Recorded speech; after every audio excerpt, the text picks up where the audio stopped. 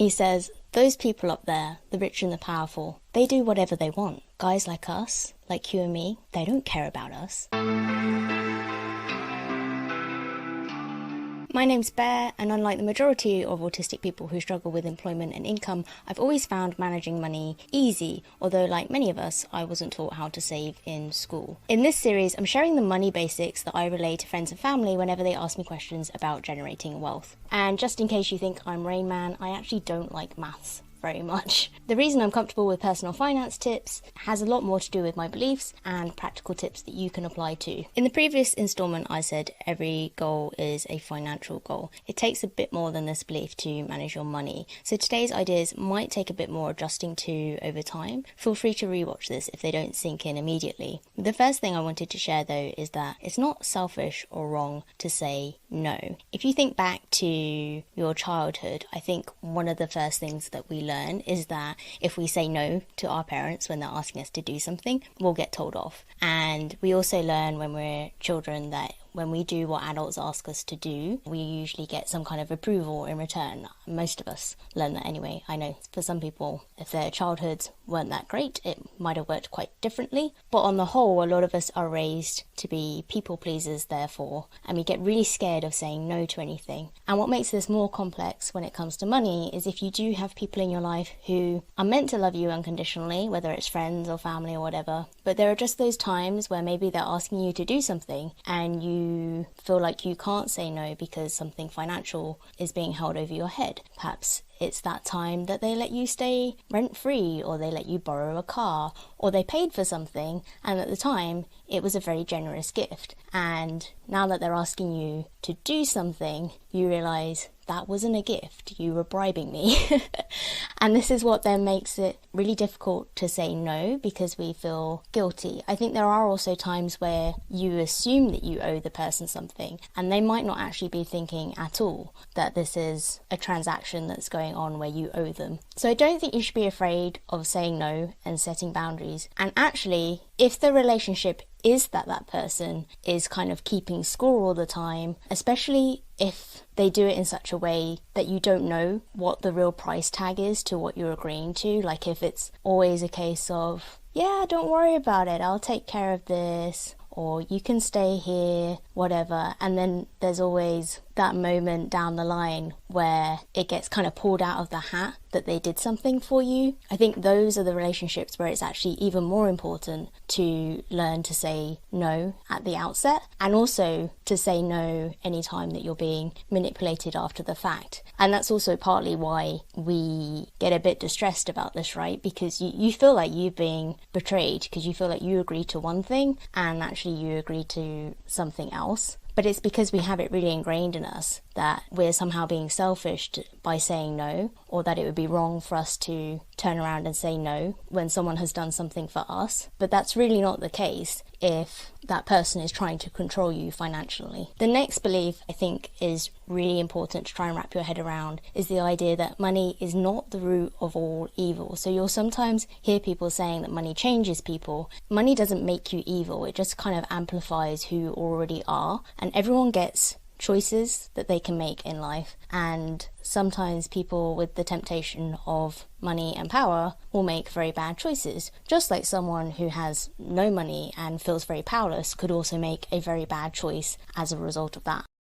One of my favourite movies is Spider-Man Homecoming, because that's all about who we are without money and connections, and there's a great speech in that movie from Michael Keaton, who plays Mr. Toombs, where he shares his kind of us and them mentality. He's trying to justify why he makes his money unethically. He says, those people up there, the rich and the powerful, they do whatever they want. Guys like us, like you and me, they don't care about us. We build their roads, we fight their wars. They don't care about us. We pick up after them, we eat their table scraps. And he says to Peter, I know you know how it is. But that's not how it is. Because while giving that speech, that character has made himself one of the 1% and is making money illegally. but that's his choice. And part of the reason that he's got to that place is because he has this us and them mentality. And the media really encourage this. So if you look up the news and you see a story about a millionaire that's done something morally wrong, in the same publication, you'll have, stories that are really aspirational, that are trying to convince you that you want to go to a private island like the Kardashians, or that you wish you could afford their plastic surgery, or that you had a mansion as big as theirs, or that you could drive their latest supercar, or whatever it is. And the reason that you'll kind of get these stories side by side is because the media is all about making sure that there's an audience going forward for their output. And for that to be possible, they have to kind of keep you in a state of limbo where you both want to read more about what your life could be, but you also never quite get there. And one of the reasons that you can't get there is because every time you make money, or you have an opportunity to make money, you will probably self-sabotage. And the reason that you sabotage will be because you simultaneously have this belief that anyone who's wealthy is separate from you, and that you maybe don't want to be like them because they're probably not a very good person. So don't be afraid of earning money, because it's totally within your power to then choose what you then do with that money, and it's also within your power to choose how you make money in the first place. I think my necklace is like dancing about in front of my microphone. I'm sorry if there's a really weird rattling sound. It was not the right necklace for filming. This idea also ties in with scarcity mindsets. So a scarcity mindset, scarcity? Either way. A scarcity mindset is if you have this idea that money has to be hoarded because it's something that runs out, and once it's gone, it's gone. And you might also have the idea that you don't want to spend anything ever. Nothing is worth spending on because money is so precious and you have to hold on to it. And a lot of us are raised with this idea if we didn't have a lot of money around when we were growing up. But the curious thing is that it actually creates a loop that then makes it difficult for you to earn money, because sometimes you do have to spend a little to make something. So if you wanted to start a business, for instance, there might be a little bit of an outlay. If you wanted to become a content creator or a YouTuber, I didn't spend very much to start my blog, my podcast, my YouTube channel,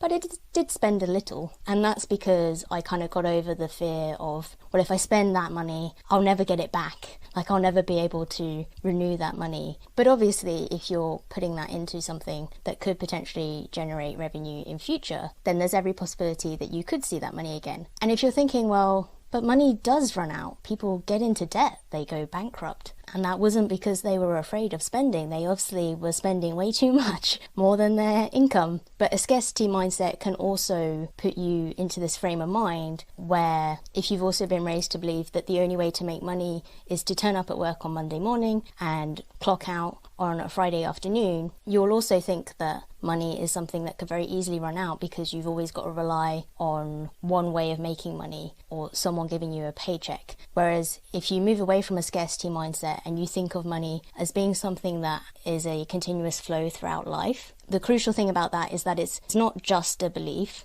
You have to believe it first, but then you have to actually take an action as a result of that. And if you believe that money is a renewable resource, then a funny thing happens, which is that you will then actually find yourself taking steps to actually make sure there is money coming in by more than one means, or not by just relying on one income source or the one income source that you've always relied on. So remember, it is not selfish or wrong to say no. Money is not the root of all evil, so don't be scared of making money, and don't be scared of investing money in something that might actually have a return for you in future, and don't be afraid of spending money on things that you really care about and that you do really, really want and that you have worked hard for, in the belief that you're scared that that money will whoosh and never be seen again, because it's within your power to then generate more wealth if you need to. Go forth. If you found today useful, don't forget to test what the like and subscribe button do for a pleasant surprise, and you'll want to catch the rest of the series next. The best way to get updates otherwise from Save Like a Bear is actually via my email newsletter, where I'll also send out a bonus guide on budgeting and mindset that you can use whether you've added a second income or not. Links to sign up to that are in the description.